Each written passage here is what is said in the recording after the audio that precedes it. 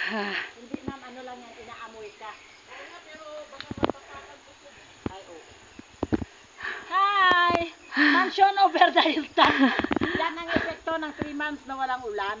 Ay, walang araw. Kaya yan. Alam mo ang katul namin man? Ah. Ito, yung mga flower ko. Ayan mga ganyan. Mabaho. Tok-tok. Yeah. Alright. Thank you, Lord.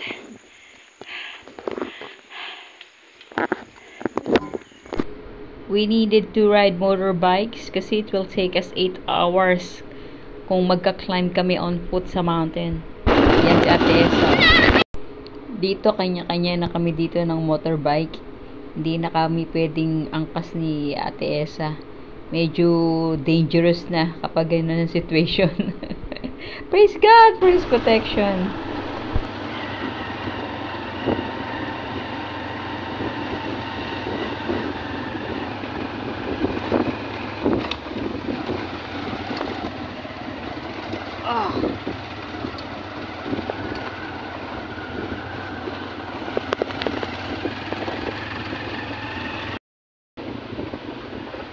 Oops! Hindi masyadong na-capture ng video ko yung bumpy ride. Paakyat, pababa. Yun, bigla ka na lang kakaldag kasi mabilis. Tapos, pababa siya, pataas. Ganon. Tapos, hindi consistent yung terrain. Medyo mabato. Tapos, biglang magiging maputi. Ganon. But praise God for His protection.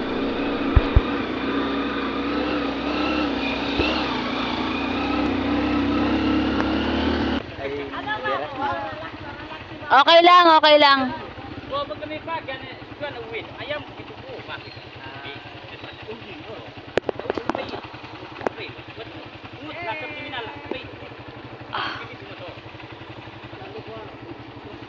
Ate Esa.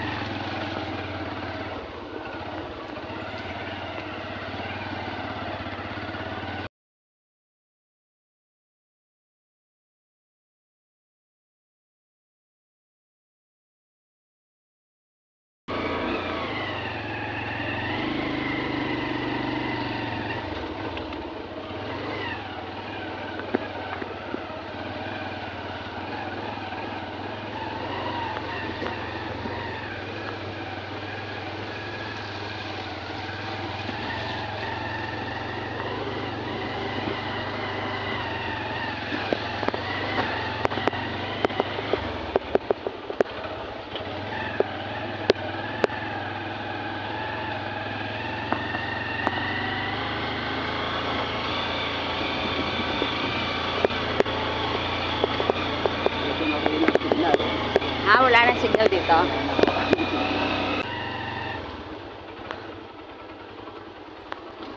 Ba't sila tumigil? Putik. Oh, putik. So, lalakad lang? Yan ang po yung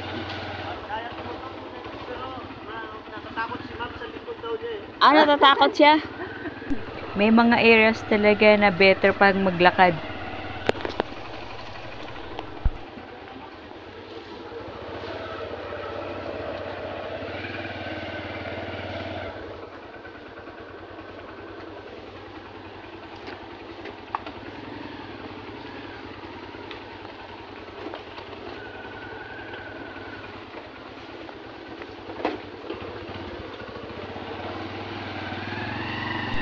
Ayan o, gilid na gilid ng bundok o. Pag nagkamali ang driver, hulog. Kaya better pa talaga maglakad kung kaya. Kung hindi, ay no. Ay, ayan, hulog ang cellphone ko. Pababa.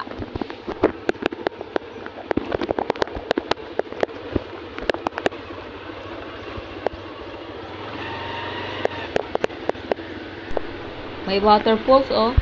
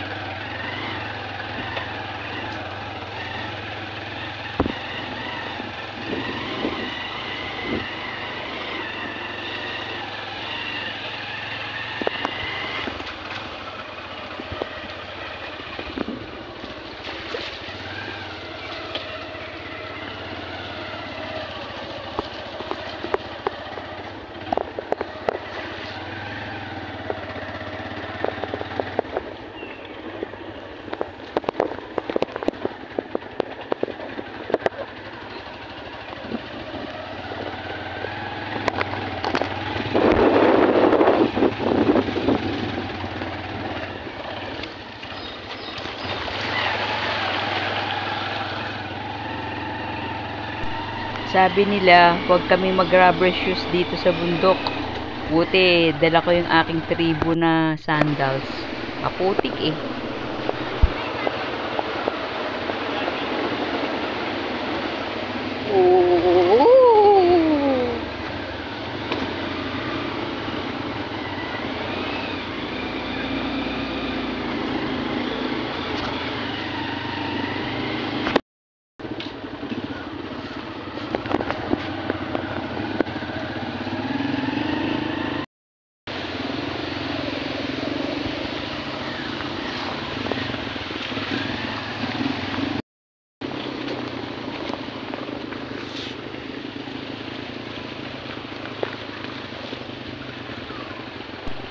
Si Ate Esa yung nasa unahan namin. Actually, kapag maayos naman ang daan, sumasakay naman siya ulit.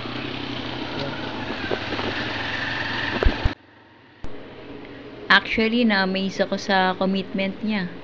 Imagine, 69 years old. Amazing commitment. Actually, she's one of my respected colleagues sa TAP. She's the HR director when I came in sa mission agency na ito. And now she's doing translation works. Very faithful. Very faithful to her calling. Very faithful to the God who called her. Praise God.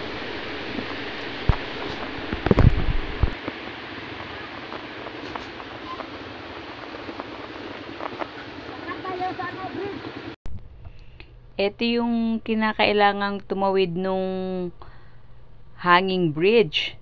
Ayaw nilang sumakay ng motor. Pero ako gusto ko. Kasi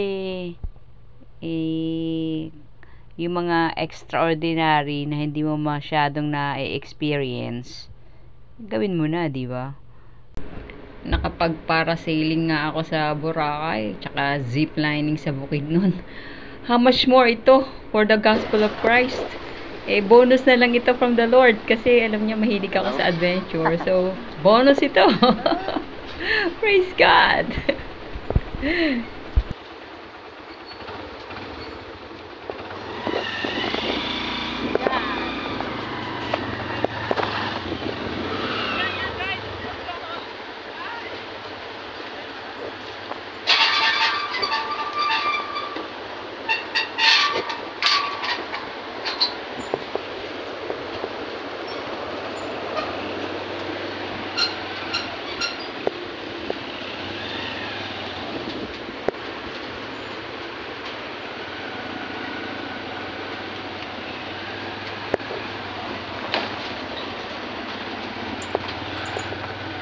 Praise God.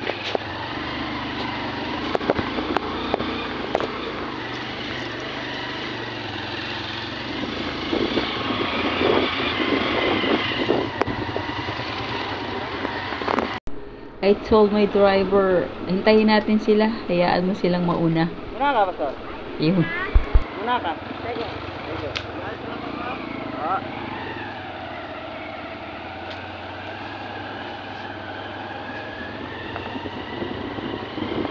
Wala yan.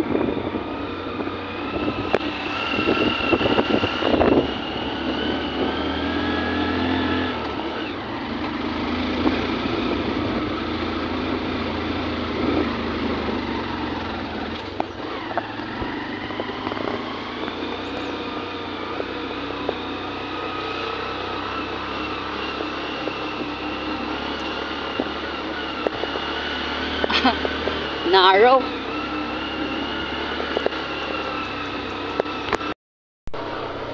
According to them, hindi maganda yung pananim nila ngayon kasi for the past 3 months, it was raining daw. So, naapektuhan yung pananim nila. Recently lang daw ulit nagsimulang umaraw. God is good. Nung pumunta namin, they were thankful na good ang weather.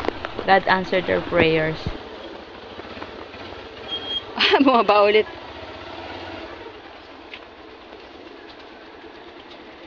Oo, nakakatakot yung daan nila.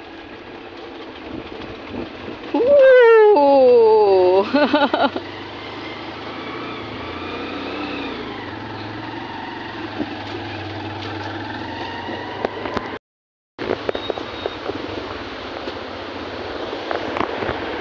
Slide ka ba, sir? Ada mag-slide yan.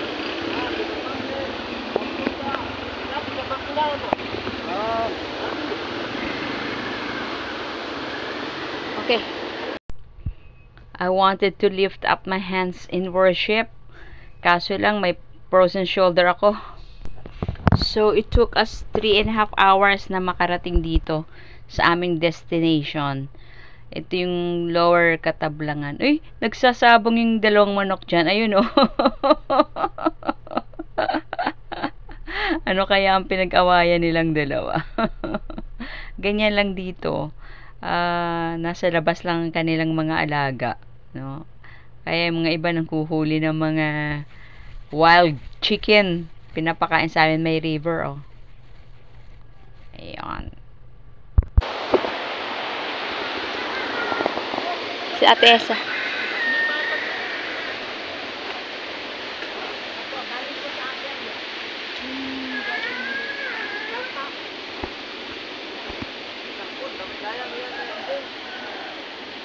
Kidoks.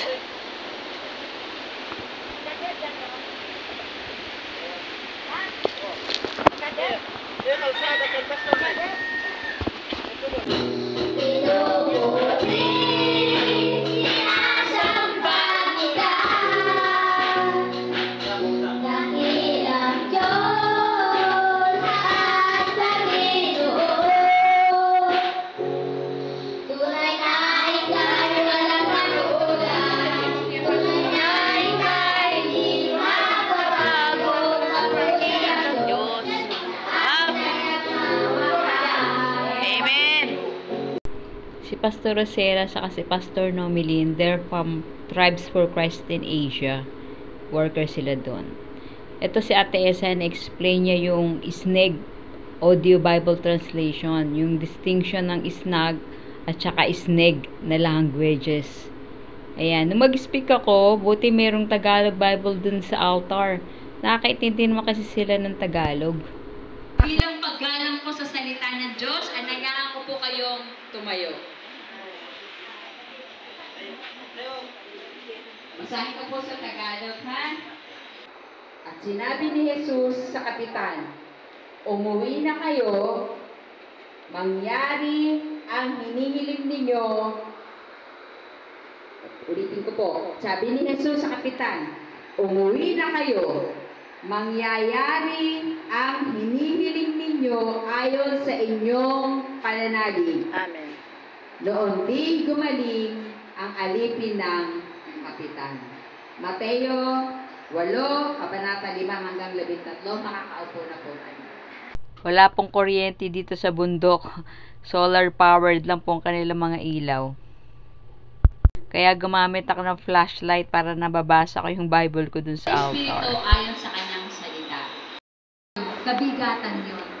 Pero hindi lang yun yung kabigatan na pinangako ng Jesucristo na bibigyan niya ng kapahingahan. Yung kabigatan na tayo ay makasalanan. Praise God na maraming tumayo when I made the invitation to pray the sinner's prayer. Hindi siya na-video kasi yung nagbi-video, she's the first one who stood up and prayed the sinner's prayer, translating it in her own language, the SNEG language. Praise God.